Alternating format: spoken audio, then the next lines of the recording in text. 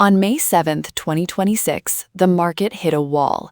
Investor sentiment had reached a boiling point, and with risk appetites still running high, the bar for positive surprises moved significantly higher. The real question for the day wasn't just about headline growth. It was whether this rally could find enough fuel outside the most crowded, high-growth corners of the market. That does not mean the rally has to end. It simply means good news has less room to surprise, while weak spots are getting punished much faster.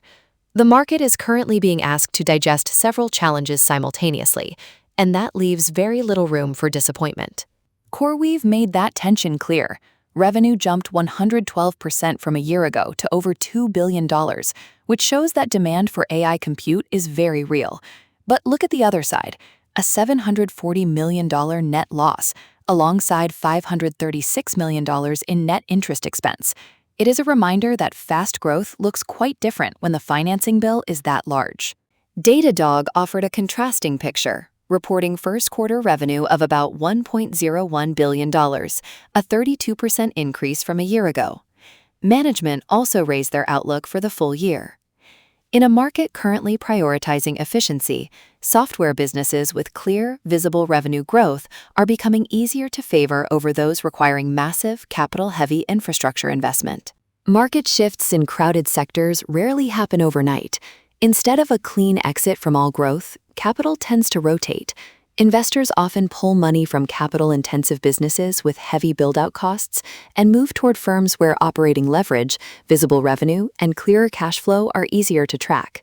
Hormuz is keeping investors on edge. U.S. forces recently intercepted Iranian attacks on 3 Navy ships, and shipping through the strait remains disrupted. While equity markets are trying to look past these events, the underlying risks to oil, freight, and inflation assumptions remain fully exposed. The focus on commodity risk is shifting well beyond daily price swings in oil.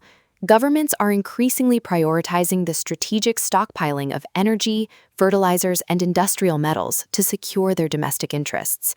This move effectively undermines the old just-in-time delivery model. The result is a structural change, where the pursuit of supply security itself acts as a persistent floor for inflation, regardless of immediate price action. Income stocks are still feeling the weight of interest rates. Realty Income raised its 2026 guidance, expecting adjusted funds from operations of $4.41 to $4.44 per share, which shows the team is executing well. Yet for investors, higher rates still dictate how the stock is valued. Good performance helps, but it does not make the underlying discount rate pressure disappear. The primary bull case answer rests on productivity. First-quarter non-farm business productivity grew at a 0.8% annualized rate. Bulls believe AI investment can eventually lift that longer-term trend significantly higher. That's a critical point for the current market. Higher productivity is one of the few ways to justify expensive stock valuations, persistent sticky costs, and the heavy infrastructure spending we're seeing. But productivity needs to appear in the real data, not just in projections. If hourly output trends higher, companies can grow profits without adding inflationary pressure. Without that data, investors are simply paying premium prices today while hoping the math eventually balances out. Semiconductors illustrate a clear valuation paradox. Demand for chips is not the issue. It is undeniably strong.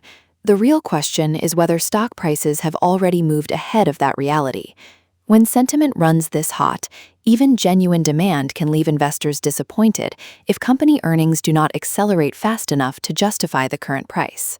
To keep an eye on where the market goes from here, focus on a few key pressure points.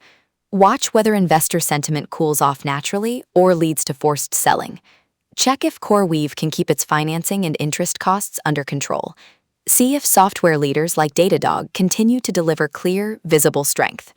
Finally, keep an eye on shipping conditions in the Strait of Hormuz and the move in the 10-year Treasury yield, as these remain the primary factors influencing broader market risk. To close, the takeaway from May 7th is straightforward. One weak spot didn't break the broader rally, but the market's margin for error has clearly tightened. Strong rallies can certainly keep climbing. However, when sentiment is running this hot, market leadership must broaden to sustain the momentum, and bad facts are starting to matter much faster than before.